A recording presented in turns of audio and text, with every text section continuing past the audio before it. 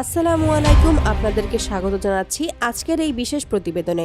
গাজায় চলমান সংঘাতের ছায়া এবার মধ্যপ্রাচ্যের পুরো চিত্রটিকেই আরও ঘোলাটে করে তুলেছে।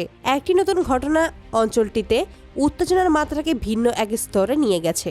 বিভিন্ন আন্তর্জাতিক সূত্র থেকে জানা যাচ্ছে, গত রাতে ইরান সরাসরি ইসরায়েলি অঞ্চলের ওপর সম্ভাব্য একটি ব্যাপক সামরিক অভিযান পরিচালনা করেছে।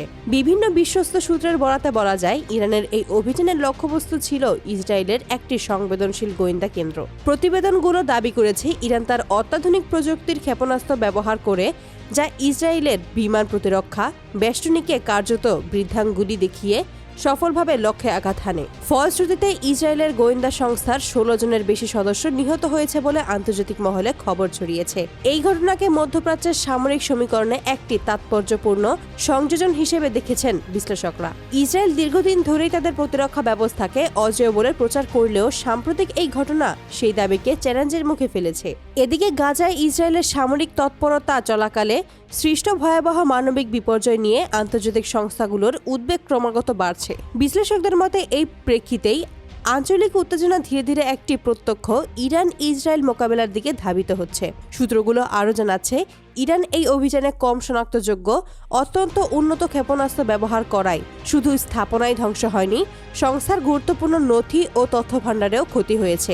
এমন সংবেদনশীল পরিস্থিতিতে ইসরায়েলের প্রধানমন্ত্রী বেঞ্জামিন নেতানিয়াহু জরুরি ভিত্তিতে নিরাপত্তা পরিষদের সভা ডেকেছেন এবং তাদের মিত্র দেশগুলোর সাথে যোগাযোগ তীব্র করেছেন। বিপরীতে ইরানের তরফ থেকে এই অভিযানকে তাদের প্রতিরোধ ক্ষমতার একটি সংক্ষিপ্ত প্রদর্শনী এবং ভবিষ্যতের জন্য একটি সতর্ক সংকেত হিসেবে বর্ণনা করা হয়েছে।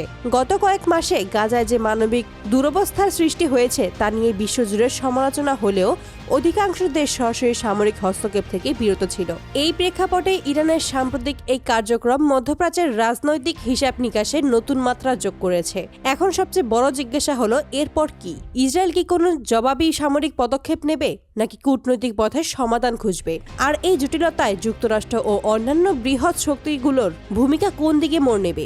বিশেষজ্ঞদের ধারণা, ঘটনা প্রবাহের এই গতি মধ্যপ্রাচ্যের ভূরাজনীতির গতিপথে স্থায়ী প্রভাব ফেলতে পারে।